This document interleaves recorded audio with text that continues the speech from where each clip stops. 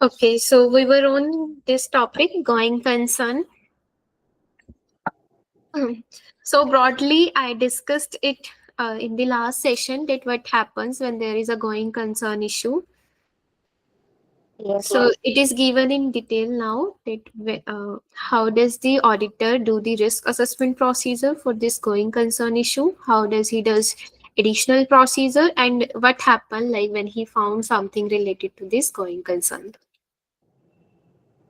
So, under the going concern basis of accounting, the financial statements are prepared on the assumption that entity is a going concern and will continue its operation for a reasonable period of time, unless there is a substantial doubt that there is that the entity will not able to continue in the future. Okay, so if there is a substantial doubt that the entity will not able to exist as a going concern, then in that case, like it is probable that the entity will be unable to meet its obligation as they become due within 1 year after the date the financial statement are issued.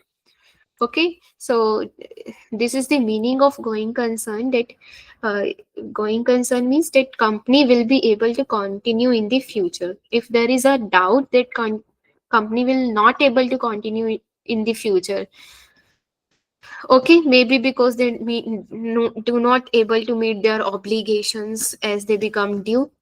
So this is called the doubt about the going concern. Other financial reporting may use different terms that are similar to the concept of substantial doubt. International, just like IFRS, uses the term material uncertainty and significant doubt. So this is just a difference of word, like under US GAAP and IFRS. So Are you- uncertainty and significant doubt, these terms are used for substantial doubt only, right? this term is used for yes, going concern, doubt. अच्छा, for going concern. Okay. हाँ, इन IFRS हम ये term use करके चलते हैं. इन Okay. a reasonable period of time means आप कितने period of time consider करके चलते हो? It approximately is 1 year. Okay, कि क्या 1 year कंपनी 1 year तक कंटिन्यू रह सकती है या नहीं रह सकती. Okay, the objective of the auditor here regarding the going concern, what is the objective of auditor? That to obtain and conclude and sufficient audit evidences regarding the reasonableness of management use of going concern when relevant in preparation of the financial statement. Okay, so as an auditor it is your duty to have to gather evidences that whether the management has considered this going concern or not. Okay, whether this substantial doubt about an entity to continue as a going concern over a reasonable period is existed or not, or whether the management has given the proper disclosure or proper uh, disclosures in their financial statement or not. Okay, तो basically जब भी going concern doubt होता है तो financial statement आपकी उस according prepare की जाती है और डिस्क्लोजर्स देना जरूरी होता है. तो as an auditor it's your responsibility to look for going concern doubt and to look कि मैनेजमेंट ने क्या उसको कंसीडर किया है या नहीं किया, डिस्क्लोजर्स दिए हैं या नहीं दिए. Okay, Yes. so what समझा. are the risk assessment procedure? So risk assessment procedure means कि when you understand about the entity and its environment, so what can an auditor do? He can look for this going concern during risk assessment also. Management evaluation making a judgment at a particular point in time about inherently uncertain future outcomes of condition or event. So, what does the management evaluation regarding certain future outcomes of condition or event? The degree of uncertainty significantly the further into a future condition or a event or the outcome occur. It should be noted that the subsequent event after the date the financial statement may result in outcome that are inconsistent with the judgment that are reasonable at the time when they are made. The judgment may be affected by size and complexity of entity, the nature and condition of the business, and the degree to which it is affected by the external factors. Okay. If management has performed an evaluation, the auditor should discuss this evaluation with the management and determine the management has identified specific condition or event, uh, and understand management plan to address it. So as I told you that you, as an auditor, you have to check how is the like certain estimates are made by management on how they are considering the future aspect, and whether these evaluation, whether these conditions are consistent or not, or if you can also like look for management plan. If they have found something future events, then what is their plan for the future. They can inquire with management about condition or event beyond the management evaluation. So if there are something you are finding which are not actually considered by the management, you can also inquire about those events with the management. Additional procedure, like if management has not performed an evaluation, you can discuss with management the intended use of going concern basis and whether condition or event that raise substantial doubt about an entity's ability to exist as a going concern. So if management has not considered those situations, then you can discuss with the management and discuss how this, like their basis of accounting will then survive if this condition will exist. Under these circumstances, the auditor is required to obtain sufficient evidence regarding and to conclude on appropriateness of management continued use of going concern basis of accounting in the preparation of financial statement. So suggested audit procedure may involve that requesting and management to make an evaluation when management has not yet performed an evaluation. So you can ask management, like if you have not performed evaluation, then please perform because you are finding certain events that can raise going concern doubt. Evaluating management plan in relation to going concern evaluation. Okay, you can look if management has evaluate those events, then you can look for their plans, ki whether their plans are sufficient enough or not. Like their plans are can mitigate the going concern doubt or not. When the entity has prepared a cash flow forecast, the analysis of forecast is a significant factor. So as I told you that if there are negative cash flows of a company, they may raise doubt about the going concern. So if the company has already forecasted certain cash flows कि yes this will going to happen in the future, you can look कि क्या वो forecast like reliable है या नहीं है. Considering whether additional factor information have become available since the date on which management has made its evaluation. So if management has done their evaluation before like certain earlier, so you can look कि क्या उसके बाद कोई ऐसे event हुए which may raise certain doubt. Okay. हाँ. When management plan include financial support by third parties, the entity's owner, like for example, management is asking that they will raise the equity in future or they will have certain investment by some other third parties, like who will support them financially. So you, as an auditor, you can't really believe like with this saying of management कि management ने कह दिया तो yes होगा ऐसा, लेकिन ऐसा तो नहीं है. तो आप क्या कर सकते हो, कुछ evidences gather कर सकते हो कि क्या वो third party like really they are going to invest in your company or not. कि हो सकता है कि थर्ड पार्टी का तो कोई प्लान ही ना हो, कोई इन्वेस्टमेंट कोई कॉन्ट्रैक्ट का, और आपकी मैनेजमेंट ऐसे ही क्लेम कर रही है कि yes they will make the investment and which will help you to resolve these issues. Is it clear? मतलब ये पैराग्राफ ऐसे बोलने जा रहा है कि जो थर्ड पार्टी है जो मैनेजमेंट बोल रहा है कि वो हमें फाइनेंशियली सपोर्ट करेंगे, तो हमें उनसे डायरेक्ट इंक्वायरी करनी चाहिए. हाँ, कि आपको कुछ एविडेंसेस देखने चाहिए ना, लाइक सिर्फ मैनेजमेंट के कहने पर तो यू कैंट बिलीव. तो हाँ. उसके लिए आप एविडेंसेस तो गैदर करोगे कि क्या वो थर्ड पार्टी एक्चुअल में मींस लाइक कोई कॉन्ट्रैक्ट ऑलरेडी हो चुका है तो आप उसको देख सकते हो कि कॉन्ट्रैक्ट साइन हो चुका है, तो डेट मीन्स यस कि देयर इज श्योरिटी कि वो पार्टी इन्वेस्ट करने वाली है। लेकिन अगर कोई कॉन्ट्रैक्ट ही नहीं हुआ और मैनेजमेंट ऐसे ही क्लेम कर रही है, तो डेट मीन्स कि देयर में भी नो चांसेस कि वो थर्ड पार्टी ना भी इन्वेस्ट करे। बराबर। ठीक है। हाँ।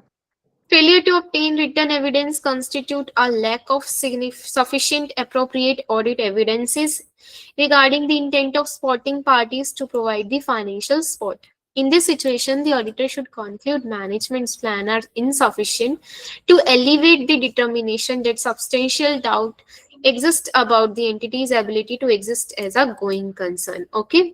So in case if you are not able to find any sufficient evidences like कि जो आपके ये गोइंग कंसर्न डाउट को मिटिगेट कर सके, सो दैट मीन्स कि मैनेजमेंट प्लान्स आपके सफिशिएंट नहीं हैं। Okay, so you need to consider that management plan are not sufficient to mitigate those doubts. Okay. हाँ। So if auditor believe that substantial doubt about the going concern is still exist, you can ask the written representation from the management. Okay, so it is management से going concern regarding written description ले सकते हो। तो हम management से different चीजों के लिए एक्नॉलेजमेंट लेते हैं ना, सो गोइंग कंसर्न के रिगार्डिंग भी आप एक्नॉलेजमेंट ले सकते हो कि जिसमें मैनेजमेंट आपको रिटन रिप्रेजेंटेशन दे रही है कि that they have like consider this going concern doubt and they have made these plans, and what is their probability that these plans can be effectively implemented, that the financial statement disclose all the matter of which management is aware that are relevant to entity's ability as a going concern for a reasonable period of time, including principal conditions or events and management's plan. Okay. Auditor's conclusion and implications for the audit report. So as I told you that what will be the auditor conclusion then? So first, if he is finding any going concern doubt, then he has to first communicate with the management and look for their plans. Okay. So first you will communicate this to management and look for their plans. तो अगर management से आपने communicate किया, management से आप communicate करके और उनके plans आपने consider किया और like you are satisfying with their plans कि वो plans आपके sufficient लग रहे हैं और वो going concern doubt को खत्म कर रहे हैं, ठीक है। तो इस केस में आप क्या करते हो, अपना ओपिनियन अनक्वालिफाइड दे सकते हो। देन या तो आपका गोइंग कंसर्न डाउट है ही नहीं, या तो डाउट है ही नहीं, एवरीथिंग इज फाइन। अगर डाउट है और प्लान्स बन चुके हैं जो उस डाउट को खत्म कर रहे हैं, तो दोनों केसेस में you can go for unqualified opinion. आप रिपीट कर सकते हो, मुझे नहीं समझा। ठीक है, देखो अगर गोइंग कंसर्न डाउट है ही नहीं, हाँ। ठीक है ही नहीं तो मीन्स एवरीथिंग इज ओके। हाँ। तो उस केस में दे सकते हो आप अनक्वालिफाइड ओपिनियन। हाँ। अच्छा, अगर है डाउट तो you can look for management plan. अब ठीक है। मैनेजमेंट के प्लान्स आपको दिख रहे हैं, प्रॉपर हैं, मिटिगेट कर रहे हैं उस इफेक्ट को, ठीक है, खत्म कर रहे हैं उस डाउट को। जैसे अगर नेगेटिव कैश फ्लोज दिख रहे हैं आपको, तो मैनेजमेंट के प्लान्स भी आपको दिख रहे हैं कि वो नेगेटिव से पॉजिटिव हो जाएगा with in few days, few months. तभी भी आप अपना अनक्वालिफाइड ओपिनियन दे सकते हो, ठीक है। हाँ। उसके बाद लेकिन मैनेजमेंट के प्लान्स आपको सफिशिएंट नहीं दिख रहे, there is still doubt still is there, ठीक है, मैनेजमेंट के प्रॉपर प्लान्स नहीं है और डाउट अभी भी आपको दिख रहा है, उस केस में फिर आप चेक करोगे कि क्या मैनेजमेंट ने डिस्क्लोजर दिया है अपने उसमें फाइनेंशियल्स में। तो अगर मैनेजमेंट ने डिस्क्लोजर दिया है, like they have considered the going concern effect consider किया है, तो that means that is okay also, है ना, क्योंकि फाइनेंशियल्स ठीक है, इसका मतलब कि गोइंग कंसर्न पर बनी है, इसका मतलब, ठीक है। नहीं। मैनेजमेंट ने अगर डाउट है कंपनी में और मैनेजमेंट उसे कंसीडर भी कर रही है, तो हाँ। फिर वो तो अच्छी बात है कि सब ठीक है, इसका मतलब आपकी फाइनेंशियल्स गलत नहीं है। हाँ। स्टिल आप जब सब कुछ ठीक है, मींस मैनेजमेंट ने, अगर उसे मैनेजमेंट को डाउट दिख रहा है तो ठीक है, उनके पास प्लान नहीं है लेकिन वो प्रॉपर डिस्क्लोजर दे रही है अपनी फाइनेंशियल्स में, तो फिर अगेन आप अनक्वालिफाइड ओपिनियन दे सकते हो। ठीक है, क्योंकि ऑडिटर कब देता है अपना ओपिनियन, कब चेंज करते हैं, कि जब फाइनेंशियल्स गलत होंगी, लेकिन अब तो फाइनेंशियल्स ठीक है, उसमें गोइंग कंसर्न कंसीडर किया गया है। ओके, समझा। ठीक है, लेकिन इस केस में आप इम्फेसिस ऑफ मैटर पैराग्राफ दिखाकर चलोगे।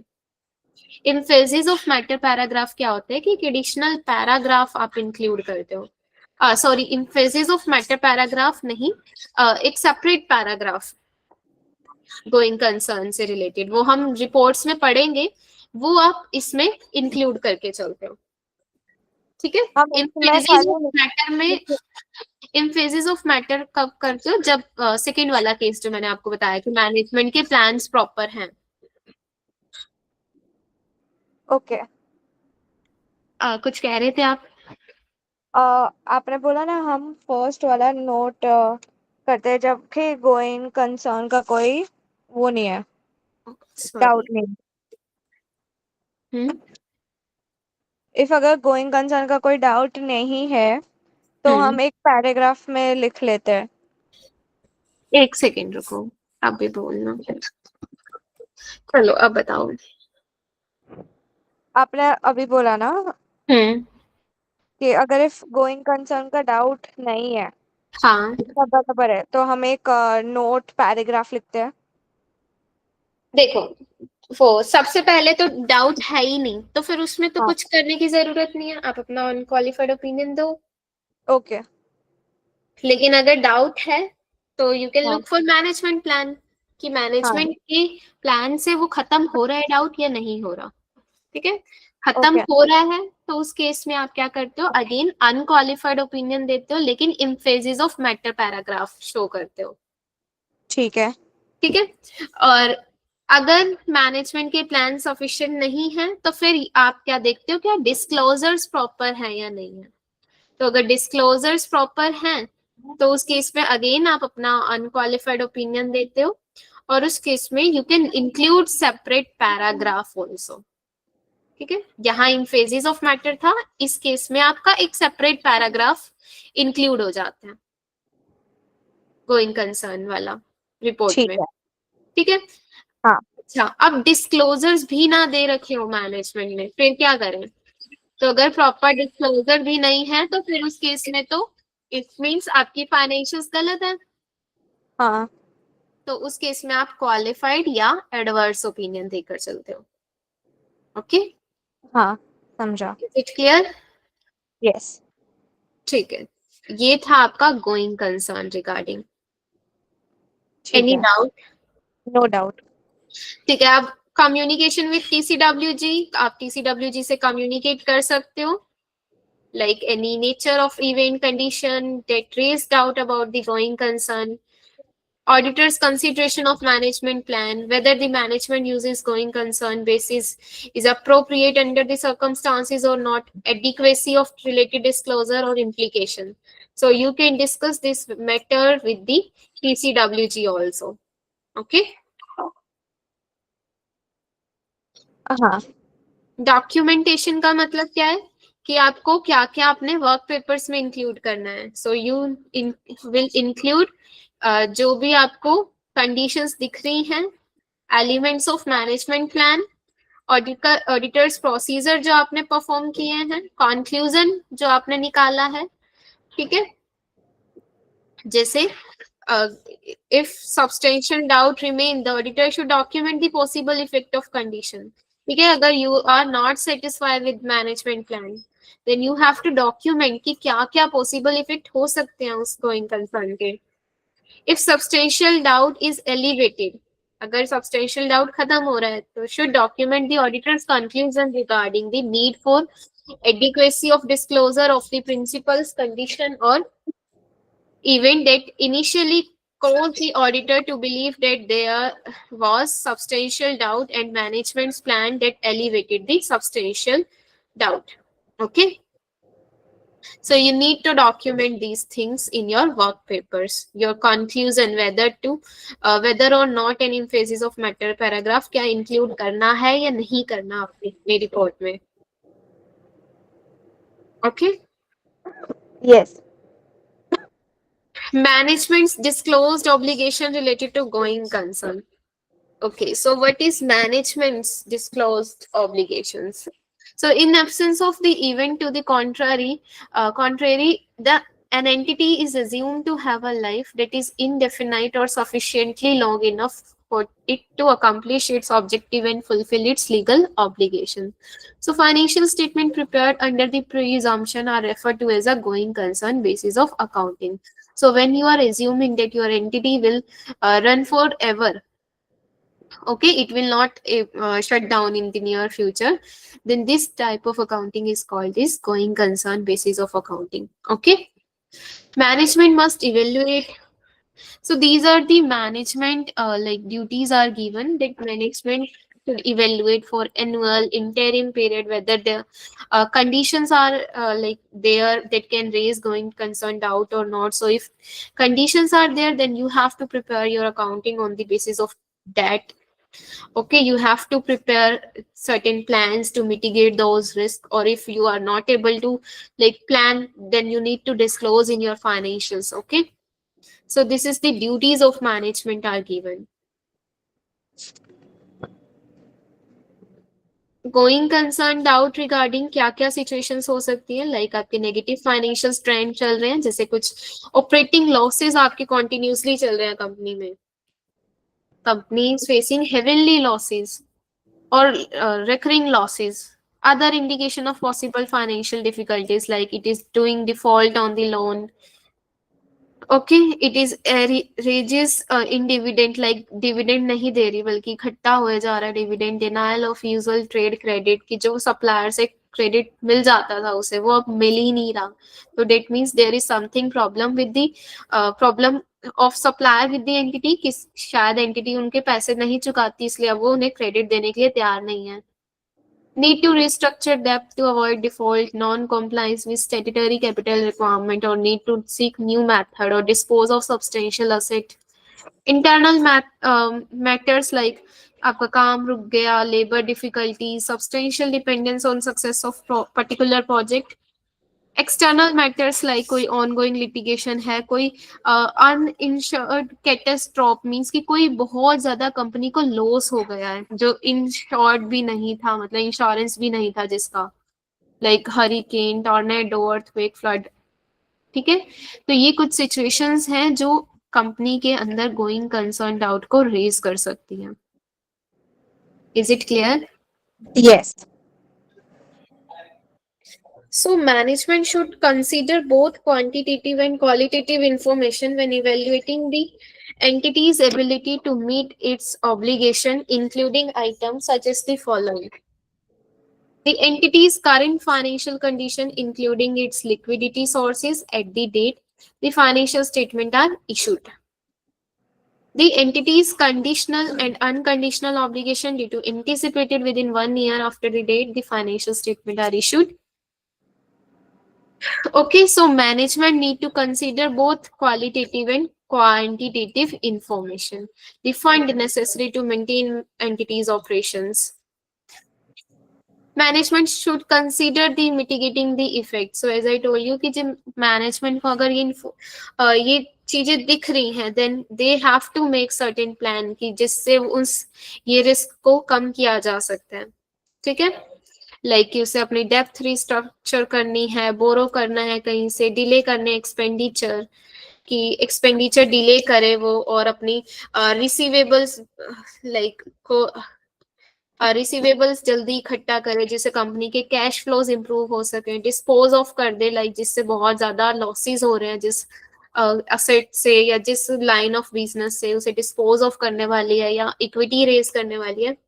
So there should be some plans that management should made. Okay. So अगर management के plans insufficient, अगर management के plans sufficient हैं, then entity should disclose in the footnote about the users of the financial statement to understand the conditions. ठीक है, अगर management के plans proper हैं तो उस केस में मैनेजमेंट डिस्क्लोज कर सकती है कि क्या क्या इवेंट थे, क्या क्या उनका इफेक्ट था और मैनेजमेंट ने कैसे उसे एलिवेट किया है, ठीक है, कैसे प्लान्स बनाए और हाउ इट इज एलिवेटेड. लेकिन अगर मैनेजमेंट के प्लान्स नहीं है proper, then also you need to disclose कि yes these were events and these were some like their significance and what management's plan that are intended to mitigate. Okay, so management के plans कौन से रहने वाले हैं कि जो कर पाएंगे इसे खत्म. ठीक है, अभी मैनेजमेंट के प्लान से अगर तो खत्म हो रहा है तो you also need to disclose, नहीं हो रहा then also need to disclose. Okay, understood. so if conditions or even continue to raise substantial doubt, you need to disclose in your financial statement. Okay, so these were related to your going concern. Any doubt? No doubt. Single audit आपकी sir कराएंगे या Okay. मतलब मैं ही कराऊंगी अगर sir ने नहीं कराया तो. ठीक है, वो अलग से आपकी गवर्नमेंट ऑडिट के साथ ही कवर करेंगे सिंगल ऑडिट ठीक है. ना. चलो अब आते हैं मिस स्टेटमेंट और इंटरनल कंट्रोल डेफिशिएंसीज पर. वैसे हम इंटरनल कंट्रोल डेफिशिएंसीज पढ़ चुके हैं लेकिन अब आपकी बुक में रिपीट आ रहे हैं सारे टॉपिक. चलो मिस स्टेटमेंट पता चल गई क्या होती है, which is due to some error और फ्रॉड. ठीक है, कोई इनएक्यूरेसी, कोई डिफरेंस आपके अमाउंट में, कोई ओमिशन, कोई डिस्क्लोजर्स प्रॉपर नहीं है, कोई ओमिशन विच रिक्वायर टू जो कुछ आपका डिस्क्लोज करना चाहिए था बट डिस्क्लोज नहीं किया. Incorrect accounting estimate arising difference between management and auditor's judgment concerning accounting estimate selection and application of accounting policies that the auditor consider inappropriate. Okay, so अब errors आपकी बताया था. एरर्स क्या हो सकते हैं, अनइंटेंशनल होते हैं कि जो ड्यू टू सम मिस्टेक हुए हैं. ठीक है, लेकिन अगर वो एरर्स इंटेंशनली किए गए हैं तो that means it is a fraud. और फ्रॉड आपकी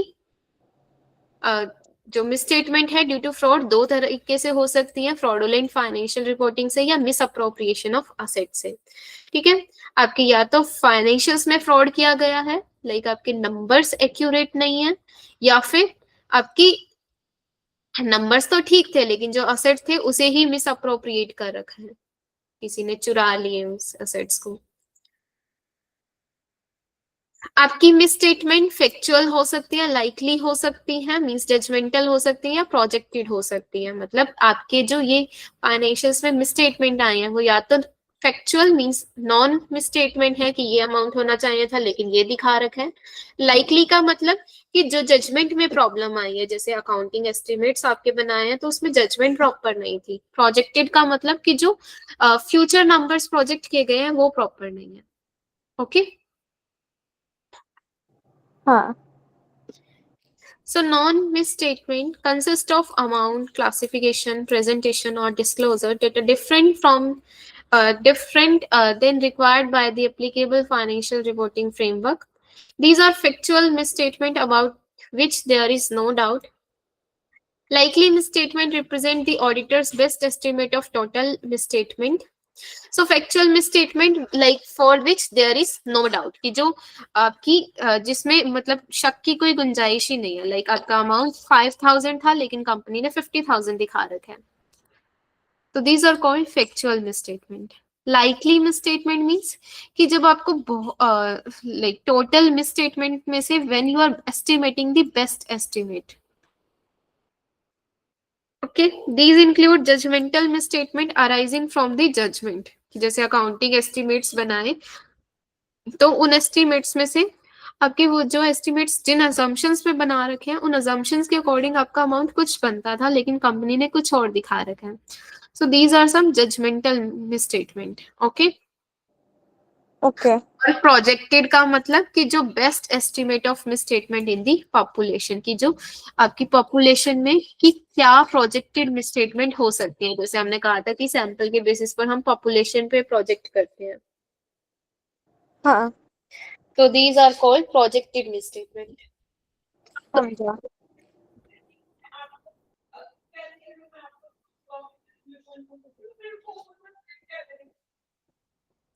Although the auditor has no responsibility to plan and perform the audit to detect immaterial misstatement, there is distinction in auditor's response to detected misstatement depending on those misstatement are caused by error or a fraud.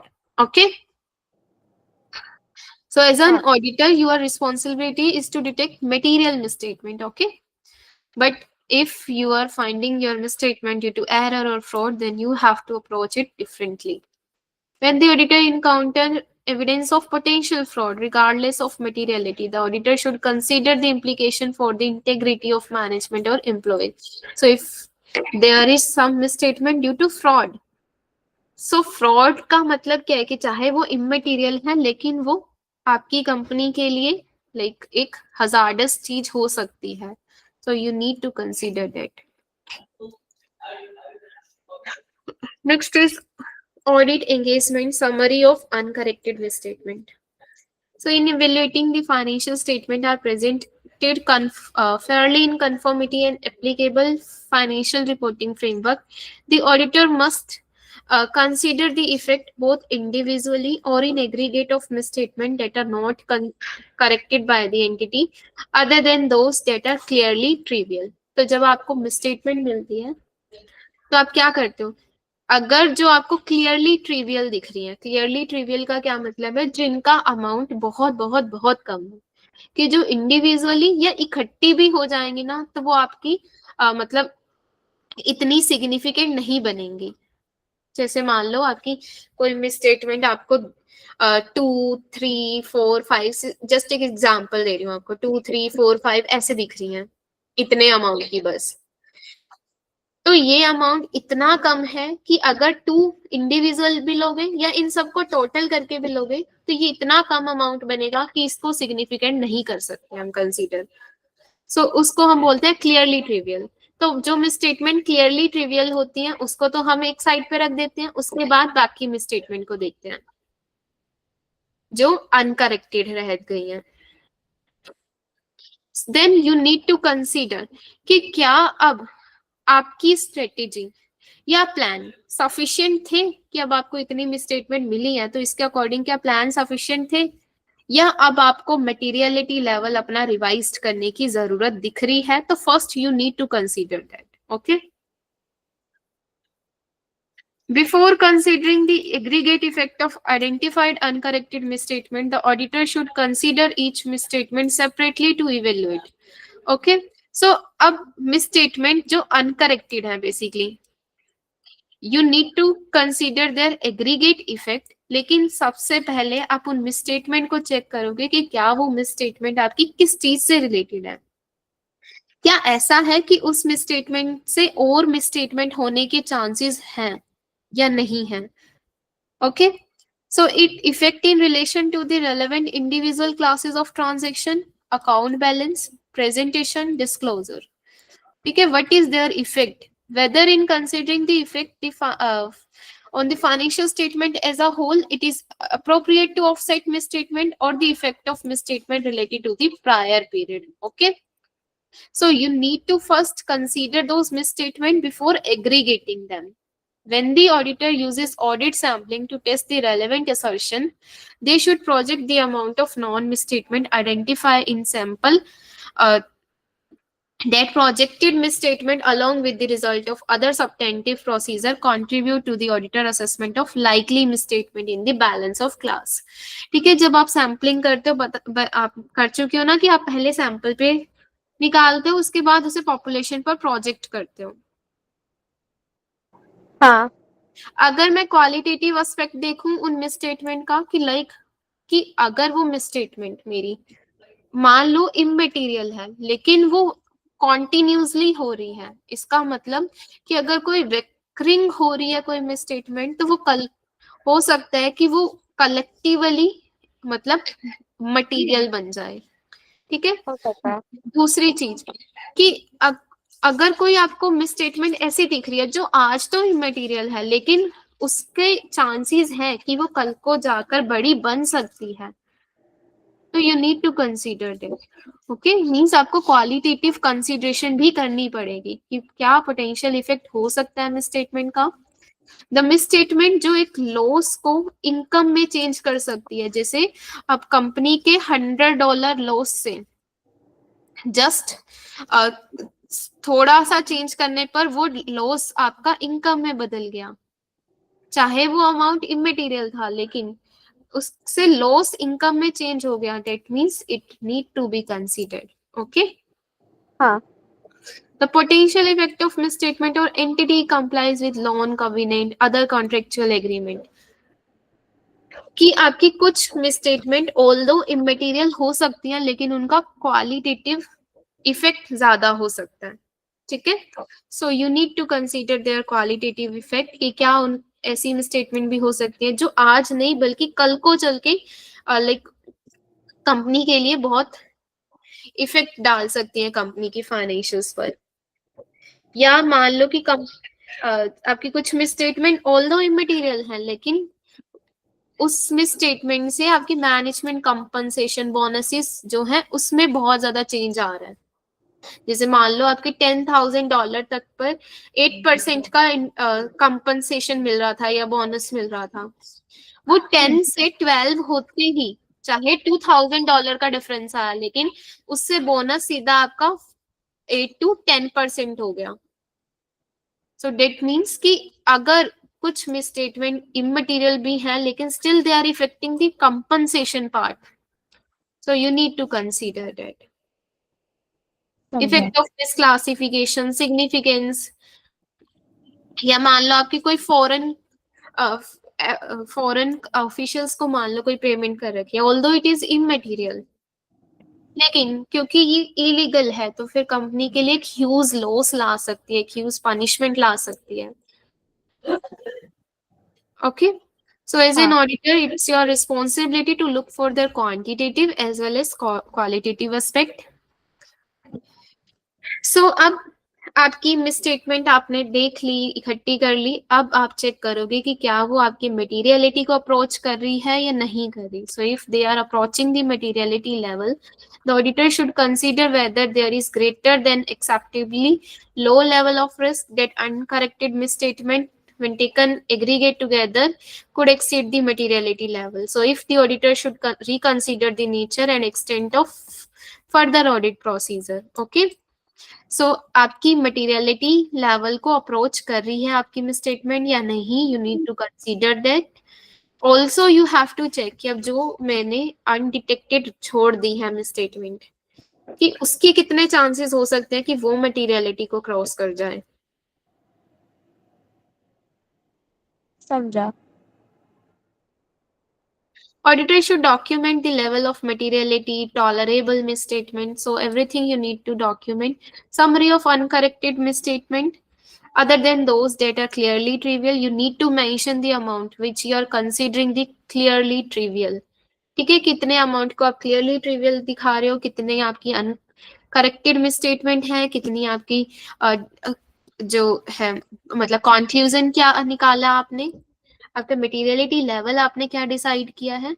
So you need to document these things. Uncorrected misstatement should document in a manner that allow the auditor to separately consider the effect of known and likely misstatement, consider the aggregate effect of misstatement, consider the qualitative factor that are relevant to the auditor's consideration. Okay.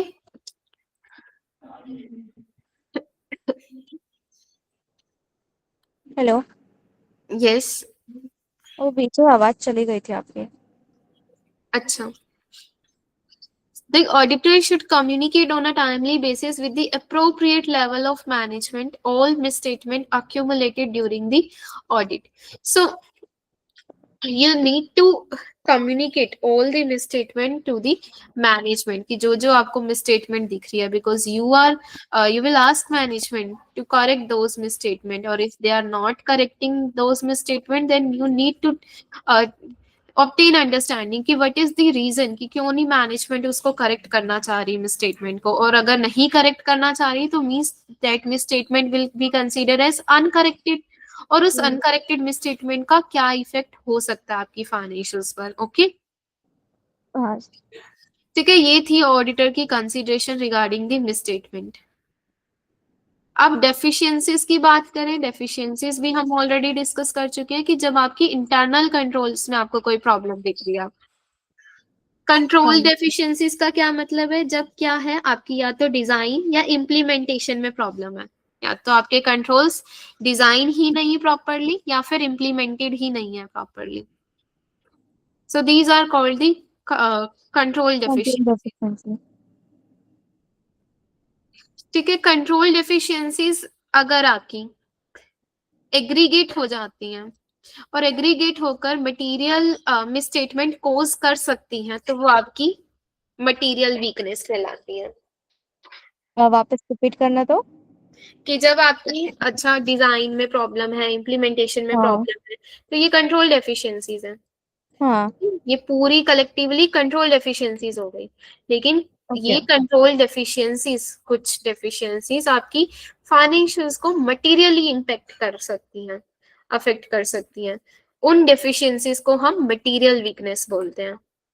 क्या बोलते हैं? Okay material weakness. ठीक है, material और in between these deficiencies there are certain deficiencies जो आपकी ना तो अभी अभी मतलब मटेरियल नहीं बनी, मटेरियल वीकनेस नहीं बनी, लेकिन वो सिग्निफिकेंट है to be consider, are called significant deficiencies.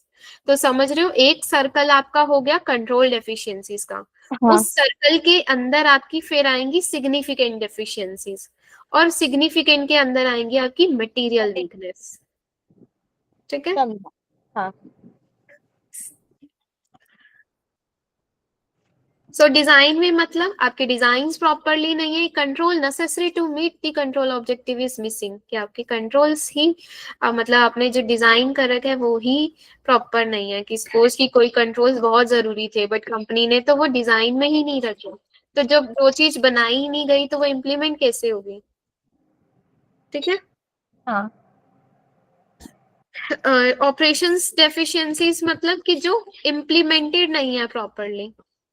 जैसे सेग्रीगेशन ऑफ ड्यूटीज आपकी बनाई नहीं गई, तो जब बनाई नहीं है तो होगी ही नहीं, तो ये है डेफिशिएंसी इन डिजाइन।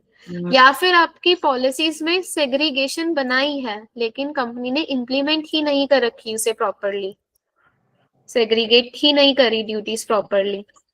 ठीक है, तो वो क्या बन जाएगी, design in operation. So these are called the control deficiencies. और जब ये डेफिशिएंसीज आपकी, मैंने क्या बताया कि जब ये आपकी फाइनेंशियल्स को अफेक्ट करने लग जाए, चाहे इंडिविजुअली चाहे कॉम्बिनेशन ऑफ डेफिशिएंसीज, कि वो मटेरियली इम्पैक्ट डालने लग जाए, तो उसे बोलेंगे मटेरियल वीकनेस। ठीक है, हाँ जैसे फॉर एग्जाम्पल कि कोई आपकी कोई सिग्निफिकेंट मिसस्टेटमेंट, मटेरियल मिसस्टेटमेंट जो आपके ऑडिटर को मिल गई और जबकि आपकी मैनेजमेंट उसे ढूंढ ही नहीं पाई, इसका मतलब there is something material weakness in the company.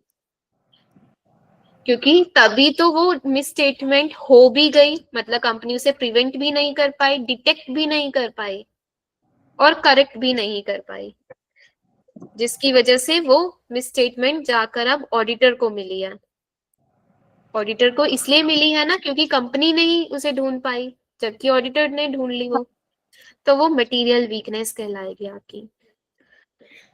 Okay sorry, significant का मतलब कि जो अभी आपकी मटेरियल जितनी सीवियर नहीं है लेकिन still it is important enough to have attention by the TCWG। ठीक है, उसे बोलते हैं हम सिग्निफिकेंट डेफिशिएंसीज।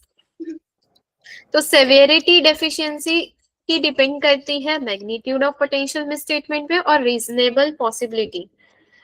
तो बेसिकली आपकी डेफिशिएंसी कितनी सीवियर है, तो वो किस पे डिपेंड करता है कि कितना इम्पैक्ट वो डाल सकती है आपकी फाइनेंशियल्स पर। ठीक है, हाँ so auditor, as an auditor your duty is to, if you are identifying any deficiencies, then you have to like look for their effect कि वो deficiencies आपकी control है, significant है या material weakness है. ठीक है. हाँ. मटेरियल वीकनेस के आपके एग्जांपल्स दे रखे हैं, जैसे आपके कोई फ्रॉड हो गया, restatement of previously issued financials to reflect the corrections of material misstatement, identification की जो ऑडिटर ने ढूंढ दी जबकि आपकी कंपनी नहीं ढूंढ पाई, ineffective oversight. So these are some of the material weaknesses. When evaluating whether control deficiencies individually or in combination are significant deficiencies or material weakness, the auditor should consider the likelihood and magnitude of misstatement. The following are examples that factor the likelihood of control or a combination could fail to prevent or detect, like nature of financial statement account, susceptibility of related asset, subjectivity, cause and frequency, interaction of the control with other control, the cause and frequency, the possible future consequences of deficiencies. So आपकी deficiencies अगर auditor को मिल रही हैं, so उस case में as an auditor, your duty is to look for these deficiencies, whether these are control, material or significant. और आपको communicate करना भी जरूरी होता है. मैंने आपको उस टाइम भी बताया था जब हमने पहले डिस्कस करी थी, आप इसे मैनेजमेंट और TCWG से कम्युनिकेट करके चलते हो. ठीक है, रिटर्न में. तो अगर तो आपकी मतलब कोई भी डेफिशिएंसीज आप मैनेजमेंट से तो कम्युनिकेट करते ही करते हो, लेकिन अगर वो सिग्निफिकेंट या मटेरियल वीकनेस है तो आपको उसे TCWG से कम्युनिकेट करना होता है. ओके. ठीक है. और टाइम पीरियड भी था आपका 60 डेज के अंदर अंदर करना हाँ. होता है. Is it clear? Yes, it is clear. Okay.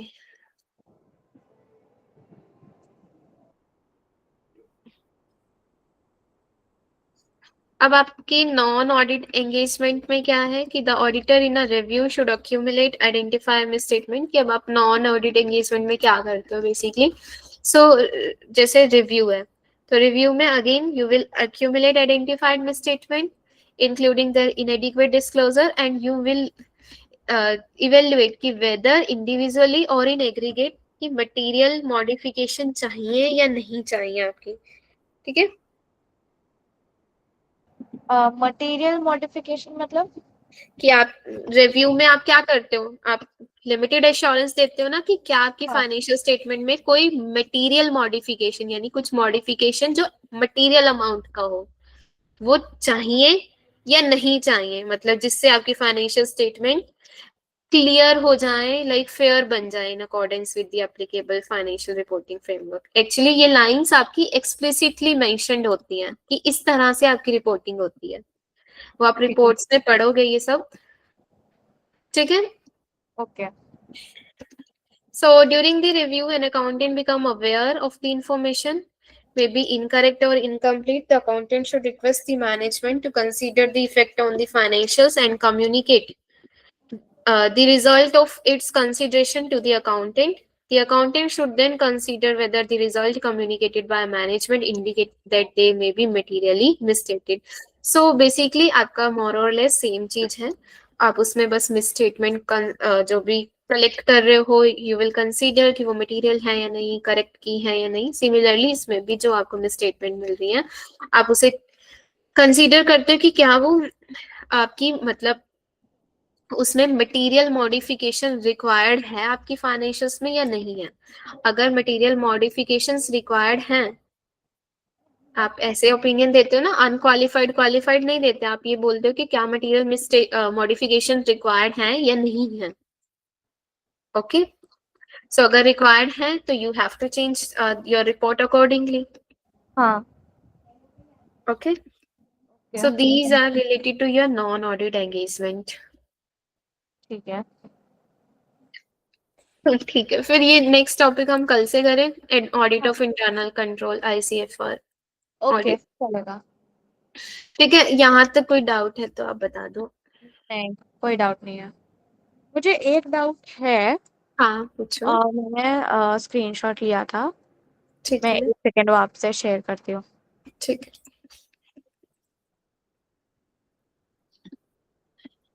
Page number 137. अच्छा 137 मतलब 1-37। 1-37 हाँ। एक सेकेंड।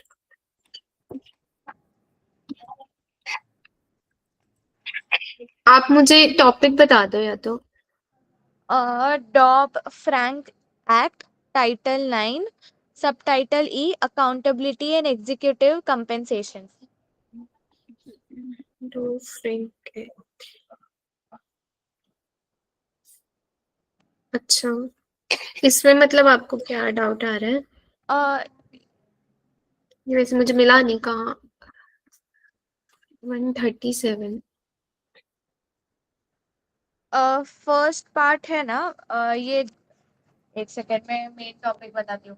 ठीक है सेक्शन ठीक है, 18 of the security exchange act. एक सेकेंड, अभी मिला तो था फिर चला गया। 137 बताया ना आपने हाँ हाँ। पेज?